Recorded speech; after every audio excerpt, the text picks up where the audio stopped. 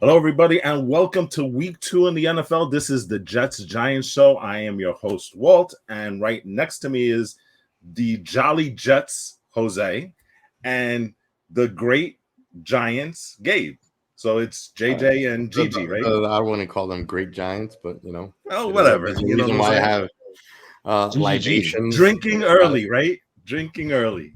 I gotcha. You know what I'm saying? Before we JJJ and start, GGG. there you go.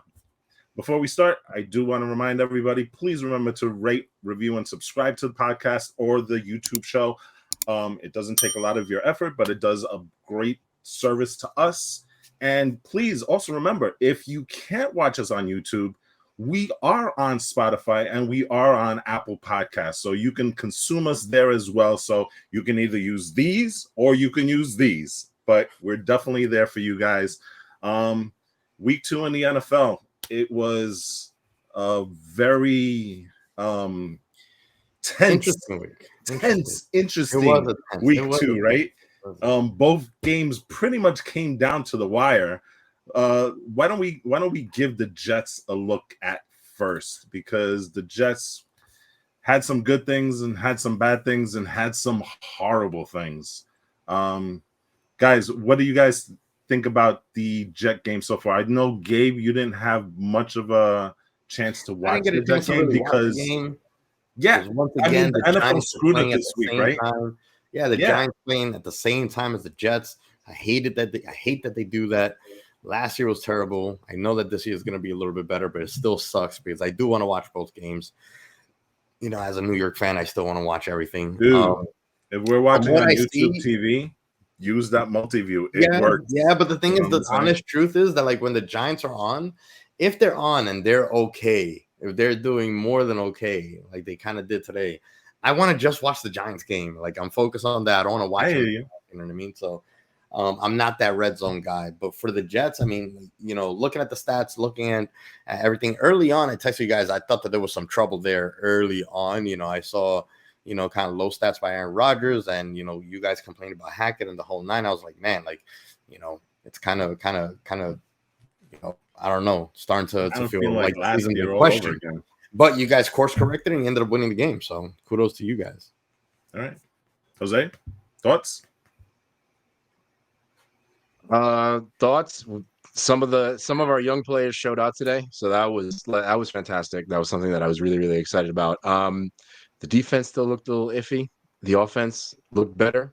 The game was hopeful, and that's about all I'll say for now. That made me hopeful. I'll put it that way, more specifically.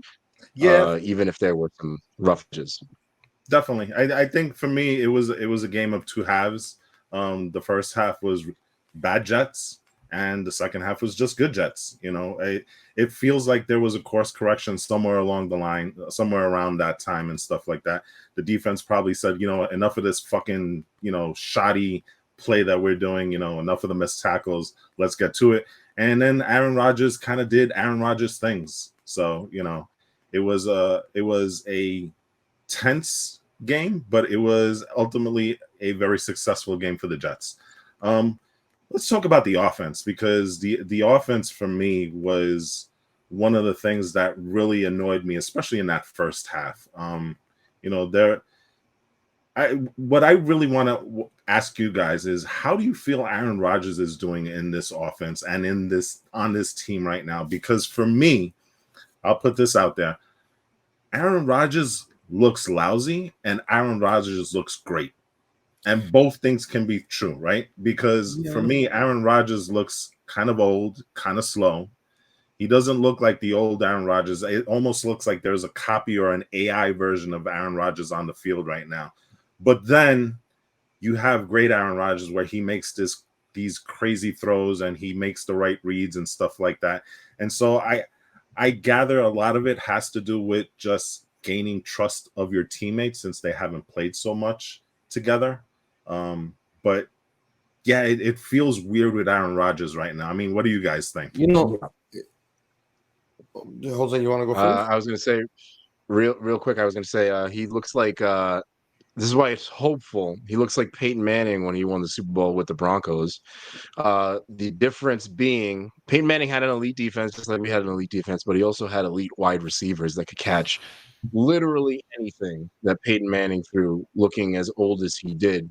I think his throws are a little snappier than Manning's were in those 18 years of Manning's career, of Peyton Manning's career. But I think, well, Manning was always slow, and now Rodgers is definitely very, very slow out there. Um, but I think it's still rust, right? Week 2, there were definitely things that could be attributed to not playing for like 600 plus days, or well, not really playing other than 4 snaps for that first game last year, and some of them, like you said, some of those throws looked fantastic. It was kind of interesting that at one point I was saying to myself, like, on that late throw to Alan Lazard that he overthrew, I'm like, damn, that was a lousy throw by Aaron Rodgers, because like old Aaron Rodgers would not that throw. That would have been a touchdown or a big gain. Even the touchdown to Breece Hall, he said it himself in the post game. But I'll let y'all give your thoughts on that. We'll get to that in a little more detail. Gabe? I mean, for me, I'm just like, what I think is happening is that, the Jets are coming into the games. I think, they're coming into the games with a game plan. And then in the first half, you're realizing that game plan is not working. And then in the second half, they're just kind of adjusting.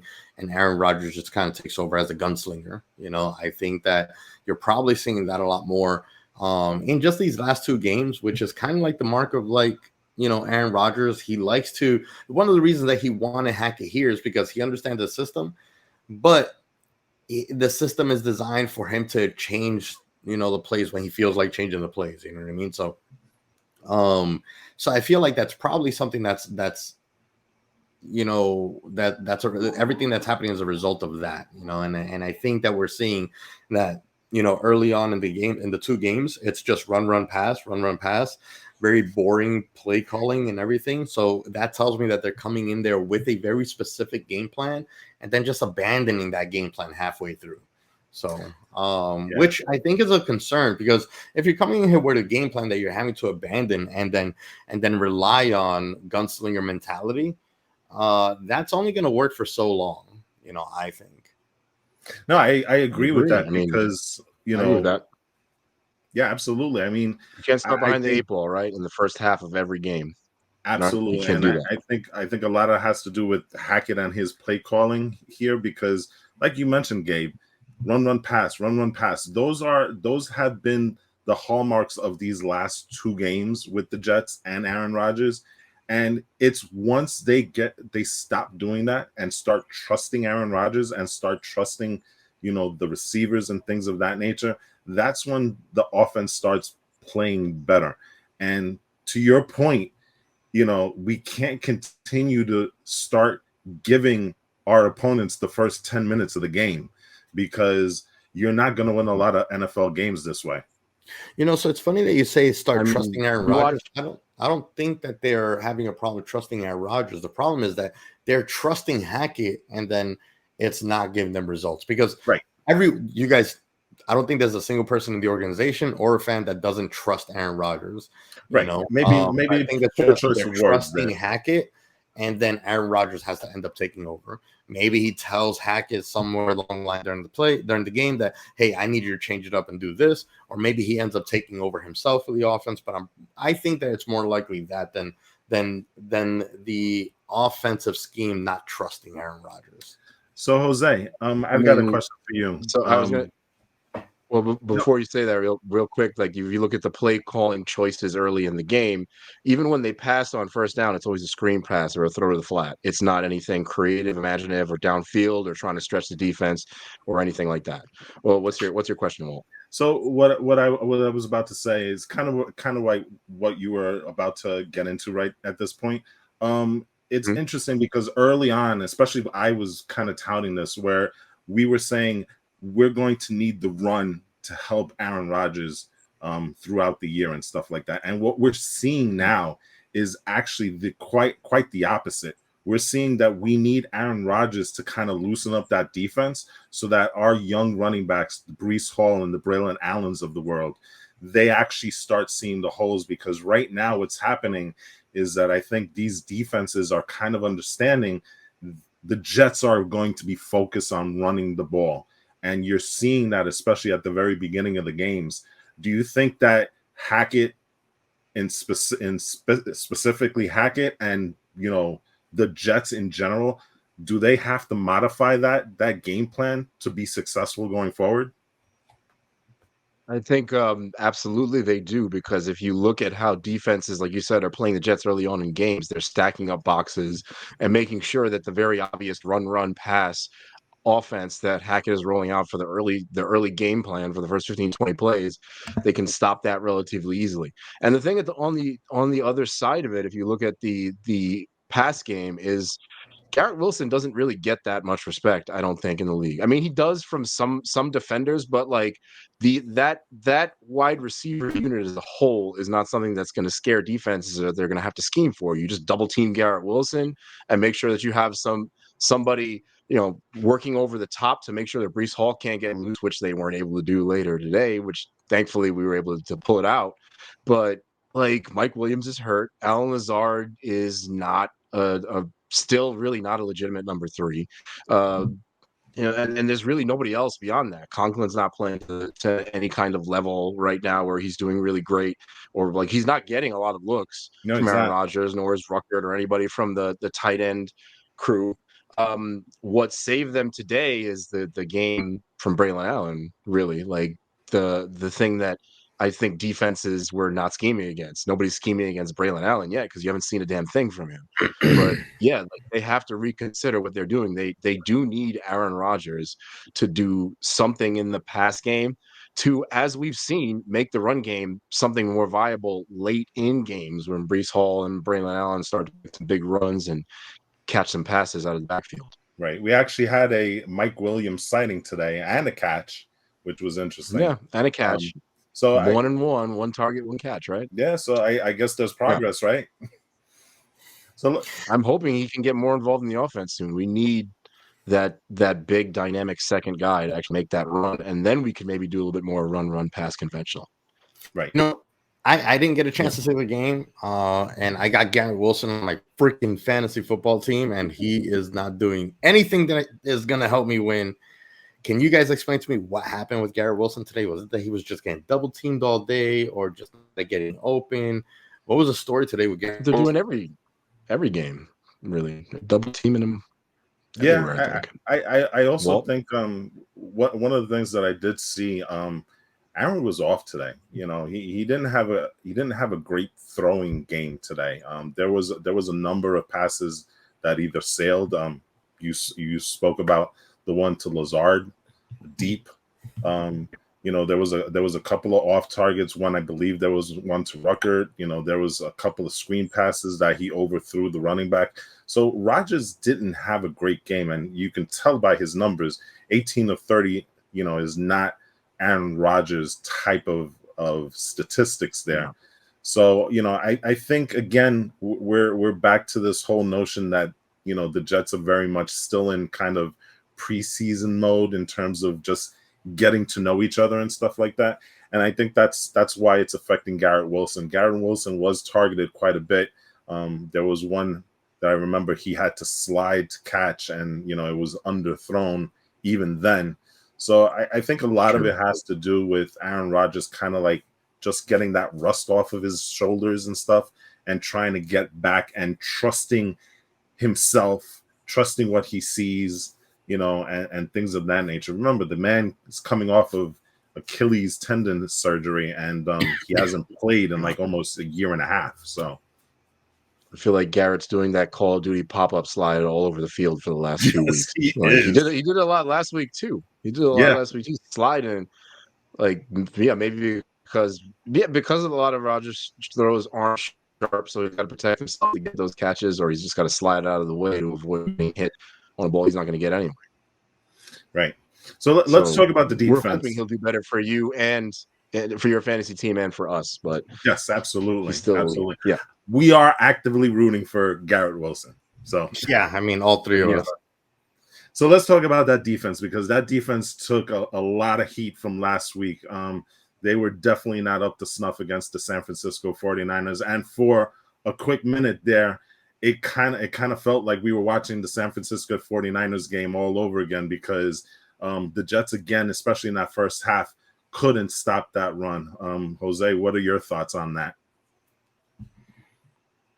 So I'm not sure, like, really what's going on. I think definitely a part of it is, like you said, losing a lot of size in the middle last week was a big problem. But I think I hate to keep saying, like, oh, preseason, like this team hasn't played together yet. But this was the problem a lot last year, this first half nonsense where they just didn't really have much effort in the first half. I feel like the effort wasn't quite there. And then in the second half, they tighten up, they play better defense. Sometimes it just doesn't really work like you did against the 49ers last week. Like, they couldn't tighten anything up or really stop them. I mean, they did better in the second half last week, but they didn't really stop anything.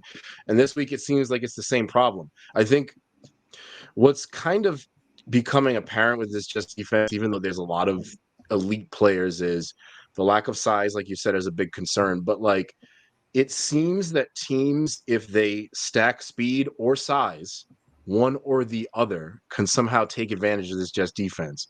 Doesn't it seem that way sometimes to you? Because it feels like the Dolphins can stack up their speed, and or Calvin Ridley today, who was going off and just flying all over the place and just outrunning the Jets everywhere, beating them on effort, things like that. And last week, you just saw them get just crushed on size. So I don't know how you address this. Do you sign a Hassan Reddick? I don't know that addresses the problem, but I think that you're seeing a real specific weakness to this team. Size or speed, real elite size or real elite speed is giving them problems. And I hope it's just preseason, but, like, that's what I've seen so far this year.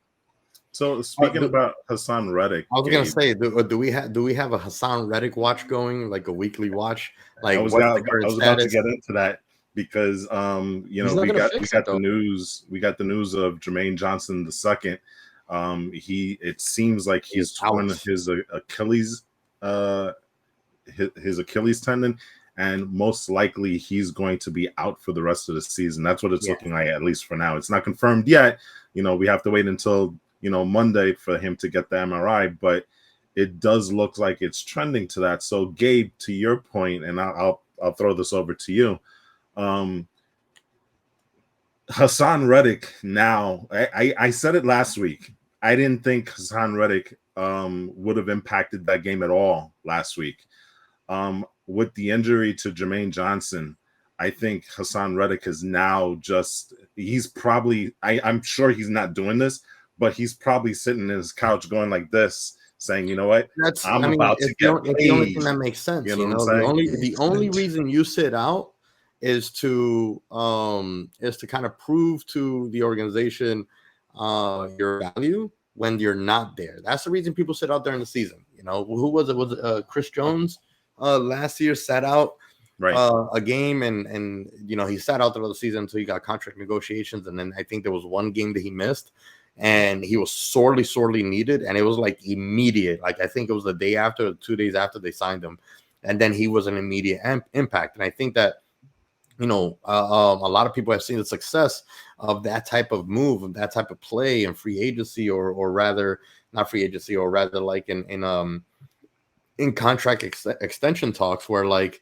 they're gonna need me, let me make them miss me, so this way they have to accept whatever offer I give them. And that's the thing, they're in a bad situation, because if they decide to engage with Reddick, by them engaging with Reddick now knows, like, oh, you came to me, that means you need me. And it's like, this is my number, I'm not moving from it. You know what I mean? You either pay me what I want, or you can go ahead and keep dealing with what you've been dealing with the last 2 games, is what he's gonna say, regardless, even if that first game wasn't he wouldn't have necessarily impacted it. I mean, we don't know if he would have impacted it exactly, because he wasn't there. Right. So my question to you guys, though, is Hassan Reddick enough, or do the Jets need to go out and get somebody else? Because you're looking at a Jets team that has lost now Jermaine Johnson, and during the offseason, they lost Bryce Huff, they lost JFM, John Franklin Myers, they lost Quentin Jefferson, they lost Al Woods. You know, that is a Adams, major apparently. piece of that defensive line. And now you're losing Jermaine Johnson, like I said before. I kind of feel that Hassan Reddick is a piece, but I think the Jets need to do more. But what do you guys think about that? I agree. I mean, missing the size, and I'm not sure how you address the sort of like the speed weakness. I think you can address the size, and maybe like if you have the right players on the field, you're probably going to have to get Hassan Reddick now with Jermaine Johnson missing. You're going to have to address the size in the middle somehow on the defensive line. But I still don't think that's enough. But I think the problem we're running into here is I'm not entirely sure where the weakness is in these first 2 weeks because nobody's been playing exceptional except for a couple of people that we can get to, but nobody's been playing exceptionally well. Not even the elite players are really playing exceptionally well right now for this Jets defense, which is a relatively positive sign, right? Because you figure that the elite defensive players are going to start playing elite as the season goes on. But yeah, but I mean, you never know. That's like the kind of the counterpoint I was going to make. We don't know exactly what's going to happen over these next couple of weeks, but I think you have to see where those specific weaknesses start to become apparent. Again, losing Jermaine Johnson is going to be huge, and that's going to be another thing to have to figure out and address. But no, I've answered it like 3 times. No, Hassan Reddick is not enough. What do y'all think? You might definitely need something. I mean, let's not sugarcoat it. You definitely need something. You need more than Hassan Reddick. But guess what? Hassan Reddick is bending you guys over, and he's gonna F you guys. I don't know how you get more if Hassan Reddick is gonna try to take you guys to the bank. True. And withdraw the entire bank account. So what do you do then? Do you decide to just forget about Hassan Reddick and just pick up what you can now to fulfill the gaps and the holes? Or do you pay Hassan Reddick and then hope that he is enough? I don't know where you guys are cap-wise, money-wise, and all that stuff. But I believe right now we're 10 million under the cap, if I remember correctly. You know who wants that 10 million? Yeah, I mean, if you, what was that? You know who wants that 10 million? Hassan Reddick. Yeah, I know he does. The problem that the Jets have is that looking at the defensive line free agents that are out there right now, there's really not a ton of guys that you can say, okay, we can bring in. I mean, you're talking about guys like Lawrence Guy and Al Woods and Carl Davis. Trade for somebody. Whatever the Jets do. I mean, Shaq Lawson is out there, and Yannick Ngakoue. I think he was with the Ravens or whatever. There are some guys, but I mean, none of these guys here is really going to be one of these guys that make this huge impact. You know what I'm saying? Like we're not talking about a guy that's going to come in here. Impact. You don't even need a big impact or even a little impact. You just need to cover that gap. We need bodies, right? Yeah, you just need the body. You just need to put somebody in there. Because you're going to put in there if you got nobody for the position. The kicker. That is very, very true. I mean, it is. The Jets find themselves in a very, very interesting position defensively. It didn't help also that DJ Reed did not play today, and it also doesn't help that CJ Mosley got hurt for a portion of the game. You know, I believe he had a foot injury or something like that. You know, so and the problem that the Jets have, it's a quick turnaround. They got to come back and do this all again on Thursday night. So, the Jets may have won this game, but they're in a pretty tough position coming up with the Patriots looming on Thursday night and stuff like that. These guys got to get healthy, and they got to get healthy quick. So, the Patriots challenged the Seahawks today as the Patriots are establishing themselves as once again a force in the AFC East, already. Anyway. They did lose though, didn't they? Yeah. They lost with in overtime. Yeah, in overtime. Which is surprising because we didn't expect anything from the Patriots, right? It's the Seahawks. They're still a solid team. They're probably not as good as last year, but they're better. They should be better than the Patriots.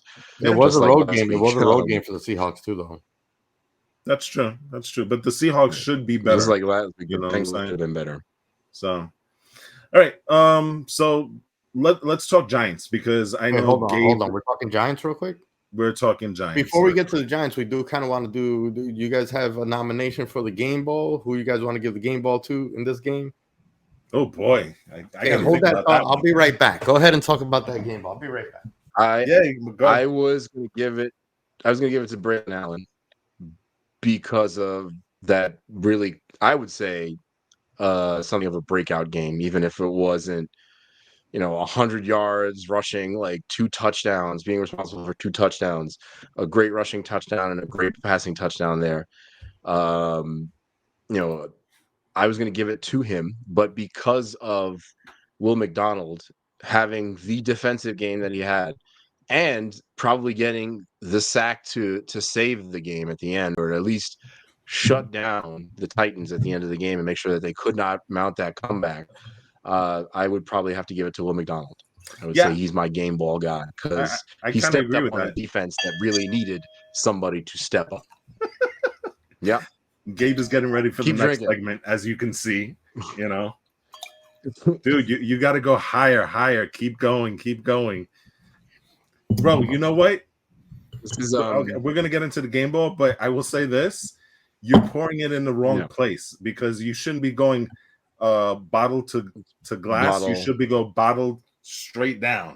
You know what I'm saying? No, I'm a little bit more civilized than that. Or I look like a Jet fan. It's wine. There you go. It's not right, anyway. Right? That's wine. So I will agree with Jose. I think the Jet game ball should go to Will McDonald. He had 3 sacks, 4 tackles, 1 forced fumble, and you know what? I think it's really good because it kind of puts to rest all the kind of the vitriol that he was getting the last couple of weeks. It was a first round draft pick. He's a bust. He's no good. He's never going to be Bryce Huff and stuff like that. And so hopefully this game and this performance kind of quells some of those distractions and some of those arguments that people are making. Maybe it goes a long way to kind of like solidify him. And especially now, I truly believe Will McDonald is going to lead the Jets in sacks this year, especially if Jermaine Johnson is not coming back. And depending on how Hassan Reddick comes back, is he going to be the Hassan Reddick from, his days in the Eagles, or is he going to be holdout Hassan Reddick, it's going to take some time for him to get into the flow of things. So, Will McDonald all of a sudden becomes a hugely important part of this Jet defense. And so definitely with the performance that he had today, he definitely does deserve the game ball. So let's hope that he stays upright for the whole season. Yes, sir. I think that's also super, super important. Okay, you can start drinking now because we're going to be talking about the Giants versus the Commanders. I've been drinking. Well, the interesting thing stuff first. Interesting thing about the Giants and the Commanders game is that it was the tale of 2 squads, right? Because the Giants offense performed relatively well. It was the defense that really failed the Giants this week. No. You're wrong. You're absolutely wrong. It was the front office that failed the Giants this week because how do you go into a game without a backup kicker when your kicker has a groin injury that took us out and was consequential to us last season, and then you go into this game this season with him as your sole kicker? You have a kicker on the practice squad. You know that your kicker has a groin issue. You know that your kicker had a groin issue that was bothering him earlier this week. You know that he was going into this game injured, and you chose not to elevate a backup, and then he gets hurt on the first drive. Are you kidding me? So let me ask you a question though. Was he on the injury list before the game? Or I believe so. Well, I believe he was on the injury list during the week. I believe he was listed on the injury list. Because the only reason I say that is that typically you don't carry 2 kickers. That I understand is super important for the rest of the team. So you kind of hope that kickers who aren't real football players, right? After today, do we really want to say that? Do you really want to say that? I've been talking But what I'm about this for a saying, very long time. right? That kickers, they don't get the respect that they deserve, but they're wholly so important. Because if you look at it, we scored 3 touchdowns, and it was not enough to beat a team that scored 0 touchdowns. So who's your punter? Is it Gillian? It's Gillian, and he was taking some practice shots, and like Dable looked at him taking some practice kicks, and he's like, "Oh no, this guy can't kick." You know So what I mean? And the thing is that only like thing a I lot would of say- teams, hold on, a lot of teams they have like they don't carry a second kicker because their punter can usually at least suffice and kick some of them. You know what I mean? I think a lot of Right. teams have punters that can kick. Our punter can't kick for crap, you know, which is interesting because the sole job is to kick a ball. Right. But going into the game knowing that you have an injured kicker is a problem. It's understandable if like the kicker is 100% fine, has no history of injuries or anything like that. But given how consequential it was last year, and that he's going into the game injured today, how do you not have a plan for that? That is true. I just don't I- understand. do And they have the a- reason I say, hold on, sorry. The reason I say front office is because it's not front office and coaching. I mean, I think Dable makes the decisions with Shane, so I include him in that. Mhm. But you know, Shane should have also addressed the kicking position in the offseason. You know, I think that like Gano's a last really year, good kicker, though. Gano is a if really he good can stay kicker, right? upright, True, but you know, I don't know. So I don't know if the guy that you have on your practice squad is as good as Gano, right? probably So not. you're unless you're trading Gano for somebody else, then I mean you kind of got to go with him and stuff like that. And again, you know, roster spots are so super important. You know that it's difficult to justify putting a kicker, you know, as a backup when the kicker just as I know it impacts the game, but typically they're only probably on the field maybe for like 10 snaps at best. Yes, So You don't again, expect tough these things to to happen. burn. I mean, It's tough to burn a roster spot for a guy like that. You know what I mean? totally understand. it's hard to be mad though at the front office because like that was some man watching the start of that game was like some freak like this is as bad as Giants luck gets type situation because they give up that kickoff return for a touchdown, quote unquote, to Austin Eckler at the beginning of the game.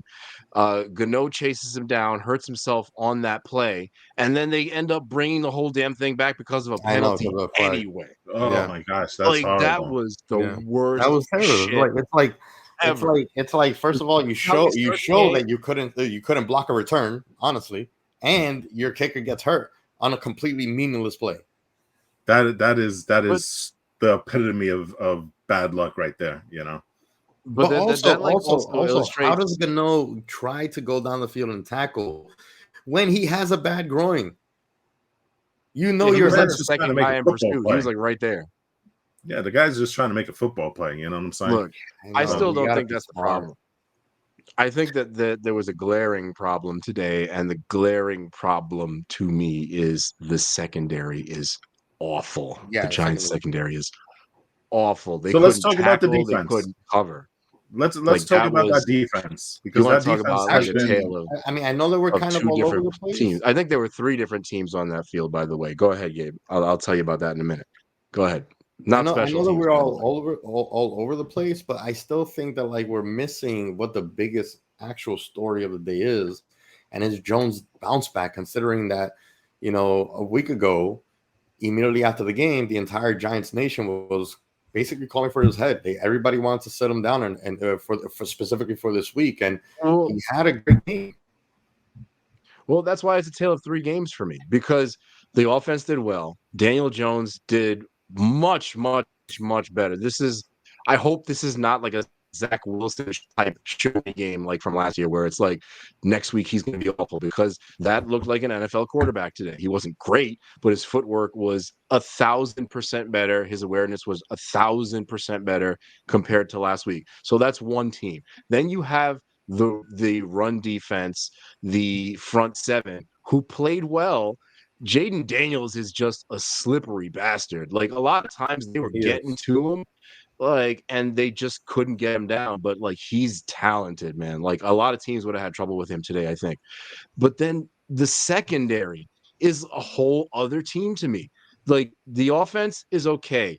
The front seven on that defense is pretty close to one of the better front sevens, I think, in the league, at least top 10, I think, if we're being modest. But that secondary couldn't do anything today. They couldn't do anything. Like they couldn't stop Jane Daniels when he scrambled and was making those like little out of the pocket throws, like, and making a play out of nothing. And I think that was a glaring issue in today's game. But I do want to give credit to Daniel Jones, like you said, because the man played like a man, not possessed, but he played like a man that really, really wants to prove that he deserves to be a quarterback at this level. And he I think you're right. I think our front seven was really great. Our linebackers did really awesome today, which is proof. The proof is in the fact that they didn't score a single touchdown, even though they were down in red zone territory 7 times. And the reason that happened is because at the red zone, you don't need your secondary. It's really like your linebackers. You just got to stop them from crossing the goal line at that point. Your secondary comes in, and now your secondary doesn't have to deal too much other than block and protect. Not exactly, but they're like bodies back there, right? Yeah, exactly. They're more bodies back there to kind of clutter the area more than anything at that point, and they don't have to cover as much space. So right. So I think I don't exactly know what it is because our secondary last year wasn't that bad. We were talking about Flott and Banks and locking people up and whatnot. On defense, our defense was what was keeping us in a lot of games last year. So, and secondary isn't necessarily Wink's forte. His forte is our front seven blitz package all day, 80%. 80% blitz. Don't even give the secondary a chance to do any work. So I don't know where the disconnect is or where the fall off is there. But when it comes to the offense, I think that Daniel Jones, I can't say that he played great because the stats don't show that, but I think that he played much better than just good. Unfortunately, like he connected with Neighbors the most. But I just think that Darius Slayton, I think he probably could have done a better job of opening himself up more, and catching passes. I think there was a lot of drop passes that were maybe not the easiest balls to catch, but not because of Daniel Jones, but because of the route and the play and the defense and stuff. But there were a lot of catchable balls that were dropped, and one notable drop by Neighbors. As great as Neighbors played today, he had 10 receptions. I think he had over 127. He had 127 yards, 10 receptions, and a touchdown. First touchdown as an NFL player.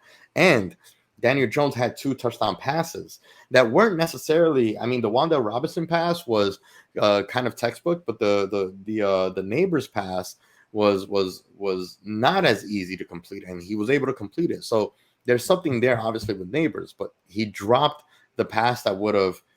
I don't want to say put the Giants. I don't want to say that would have won the game for us, but it would have given us another shot at the end zone. It would have given us another shot at the end zone where we were perfect so far. We had 3 trips to the red zone, and we scored 3 touchdowns in there. And a lot of that is, I mean, of course, Neighbors making the connection, but Daniel Jones threw some really, really great passes. I wish the stats would have showed more. Here's my take on this game and stuff, because I hear what you guys are saying, and I kind of disagree with some of that stuff because yes, the secondary had a rough go of it. They only gave up 210 yards, so that we're not talking about Jaden Daniels that burned and scorched them for like 300-400 yards. It was a 200-yard game, for Jaden Daniels. I think the problem that you had here is that the Giants just could not get off the field, first of all. And second of all, they could not stop the run. They gave up over 225 yards rushing today. That is crazy to me. You know what I'm saying? So Yeah. yes, there is a lot of it that has to deal with the secondary, and the secondary we knew this was going to be an issue for the Giants going into the season. It's a secondary that's young. It's a secondary that's missing Julian Love. It's a secondary that's missing Xavier McKinney and stuff like that. These are players that are very, very difficult to replace. And if you're replacing them with rookies, you're going to have rookie mistakes. And that's what we're seeing with the Giants right now. In terms of the Giant offense, I think it was a better game by Jones. I think Jones was a little bit more comfortable in the pocket. He had some time to actually look at the field. But let's not get it twisted. The Commanders are also not the number one defense in the NFL. They could be had. And to Daniel Jones' credit, he made the most of those opportunities. And he recognized, I think this is the most important thing that we have to take away from this game, is that he recognizes that Malik Nabers is going to be a next level talent in this league. And it showed appropriately, because he threw to him this game 18 targets, which I believe is one of the highest totals in the last couple of years to a wide receiver and stuff like that. So 18 out of 28 attempts.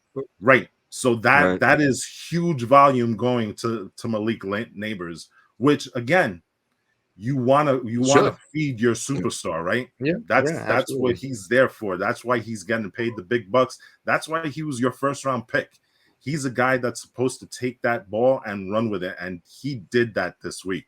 So I think this is something that the Giants can build upon. I know they're 0-2. I know there's a lot of negativity that's surrounding this team right now and stuff, but I think there are some positive things that can be taken out of this game. But the most important thing that they really, really need to nail down, if they're going to be competitive going forward, that defense has to kind of find a way to gel together, because right now it's not happening. But that's the thing that I'm wondering about. Like, who is it? Is it the players or is it the coaching? Because I think that it's going to be more of the coaching, because a lot of these players have already been playing with each other for a long time. And we got Brian Burns, who's supposed to be an impact player. Kayvon Thibodeaux last year was an impact player, and this year he's a ghost. Kayvon Thibodeaux, it's almost like he's not. I forget that he's a Giant. Are we saying that this is kind of like a residual effect to not having Wink Martindale here? Is that what we're looking at? That that defense was built for Wink's kind of schemes, and now I forget who the defensive coordinator is right now. Shane Bowen. Shane Bowen. So it could be very well much of that, because, like you said, Thibodeaux is ghost. It's a little bit of both. Brian Burns is not doing anything right now. It's a new coaching defense, and it's players getting adjusted to this new defense. It's players and coaches in a sort of intertwined way. Yeah, I agree with that. But we have to think about it this way too, right? Because you don't have that fumble early in the game by Singletary, who had a really good game today at the running back position. You don't have that drop by Nabers. We might be having a different conversation today. Sure, the defense is getting chewed up for a ton of yards and is not going to have a great game, but you stay on the field in those situations, you do yourself a little bit more of a favor on defense, like you said as well, just by keeping your offense on there and keeping the defense fresh. But I think it's a question of both, right? Because a lot of these players seem to be having trouble adjusting to this new system, I think, is another part of it. If we had a kicker, it would have been 25-21, even with their 3 points in the end. Yeah, listen, kickers are important, Gabe. Kickers are important. I'm just saying. Listen to me. Let's say you are just, a new football fan. You haven't selected a team yet. Okay, you don't know who you're rooting for. Okay, and I tell you, Team A scored 3 touchdowns. The other team scored no touchdowns. Who would you think won? And you would be wrong. The You Bears, think yeah. about that stat. I want to know when's the last time a team scored 3 touchdowns and lost to a team that scored no touchdowns. Oh, it's This it's would probably happened. be I'm another pretty one of sure it's these like happened before. crazy Giants only stats. Maybe It it's a wasn't the Jets stat same, but it somewhere. happened last year with the Bears, or last week with the Bears. Who were the Yeah, Bears it did. last week? They didn't score any offensive touchdowns. Their defense won that game. It Yeah, it 3 does happened. happen. touchdowns, bro. It happened. Against 3 touchdowns, we scored 3 touchdowns, bro. I think they had 2. Well, Yeah. how many did they have last week? Let me look at this game real quick.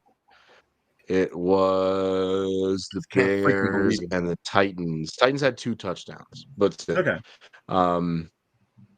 7 for And 7 also you had field 3 goals. touchdowns. 3 Yeah, touchdowns and that's pretty bad. well, you didn't have a kicker, so you couldn't get that extra point. So you could also I don't know, man.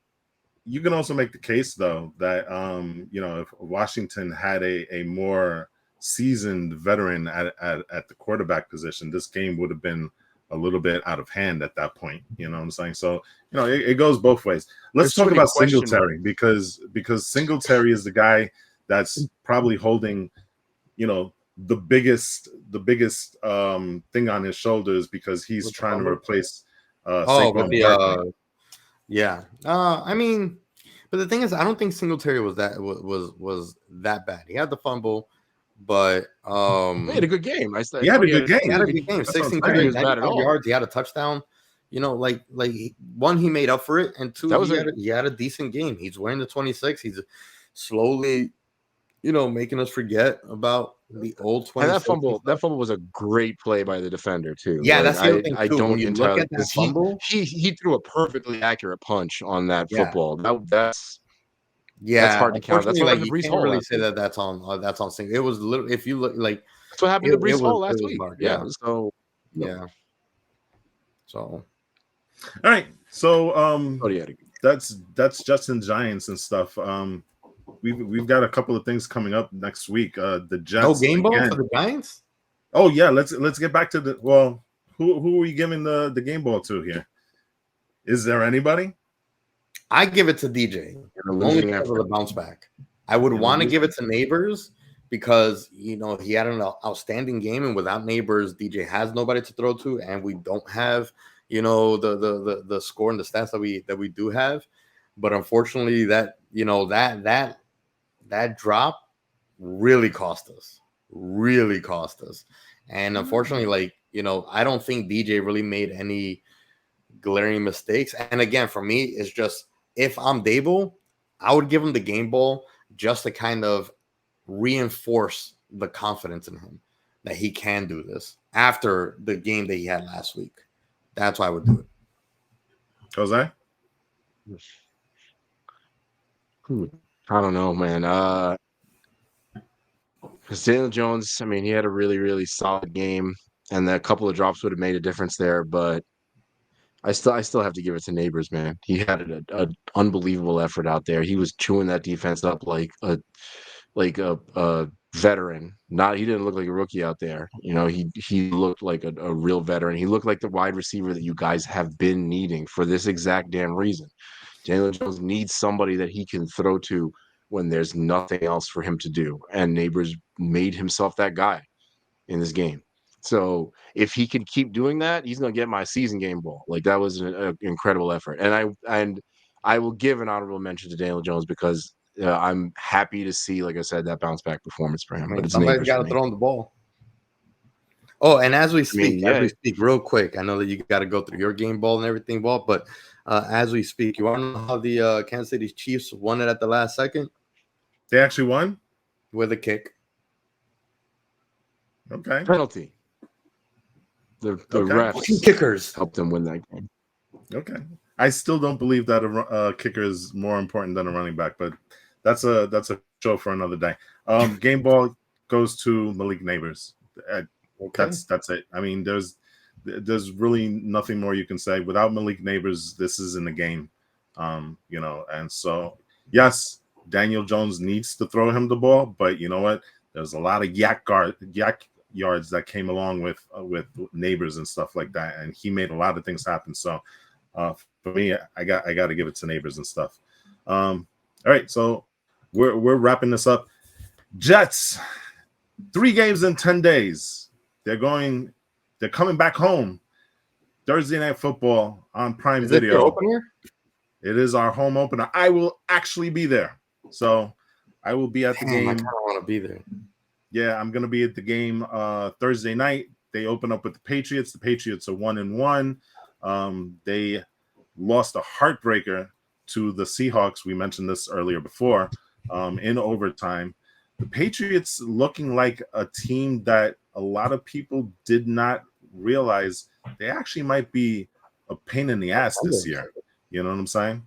So it'll be interesting how the Jets react to playing their third game in 10 days, especially with the injuries that are piling up over there. Giants Browns Sunday at 1. I mean, that's going to be a test. That's going to be a test for DJ and the offense, because while the Browns offense isn't great, their defense is still pretty good. So they're not giving me any points. Oh, they're on your fantasy football team? Yeah, they're not helping me that much. I wish they helped me a lot more. Listen, I have a grievance, by the way. I'm going to drop this on Jose. He tomorrow? is literally single-handedly killing me this week. So we're all I involved think in you're still a winning, fantasy though, right? football I haven't team. checked it since the. Dude, still Kamara winning. for your team, 44 40 points. 44 points. That's the last time I checked. That was half of your fantasy points for the week. Still winning So- 118.64 to 95.76. So it's still not looking very good for me. I don't know how many more players I have left to go, but Really? Okay. I checked don't think it. I checked it way before. So you actually have, but you you're have still two more winning. players left. You've got Brian Robinson and the kicker for Houston. So Yeah. I fully expect to go 0-2 So this there's week. I don't know. I mean, we'll see. Are all your players have played? I just have Everyone's I think played? I have a kicker. So unless my kicker's gonna Yeah, give that me kicker 20 might be able to points. hold me off. We'll see. Yeah, we'll see. We'll see. But it's interesting. And Gabe, how are you doing this week? I'm getting destroyed, man. I'm gonna have to make a lot of changes as soon as I can. I don't know. I mean, I'm gonna make some moves for sure this week. Not realizing Evan Ingram is sitting out for whatever reason I didn't even see. He was active last time I checked last night, and I didn't check this morning because I was working, and that netted me a negative 18.7 points. And then everyone else, I mean, Mahomes ended with 12.9. Pacheco did his thing with 16, but that's just not nearly enough. Neighbors got me good with 28 points, but Ayuk got nothing, 8 points. The Cleveland defense got me 9 points. Freaking Zerline got me 6 points. I know where the the Jets Giants show, but don't you find it interesting that the offenses suck so far this year? Like on a league-wide level and stuff, right? In general, yes, for sure. I think so too. I think that's it's just like baseball. I think analytics is starting to kind of like, take a little bit of the edge in football as well. So, but yeah. All right. I really felt that Zerline was going to see a lot more action this season. So far, last 2 games, not that much action.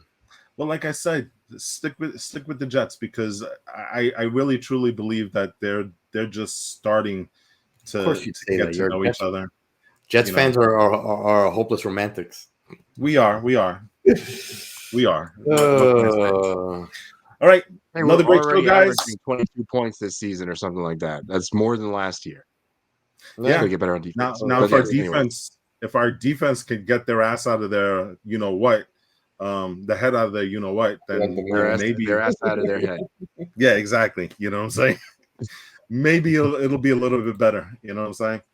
Anyway, great show, guys. Thank you guys for watching. Please remember, subscribe, get on the YouTube channel, hit that like button. Make sure that if you can't watch it on YouTube, you got ears. Go to Spotify, go to Apple Podcasts, download the podcast there and listen up. And until next time, go Giants. And And Go Jets. go Jets. Later, people. Peace out.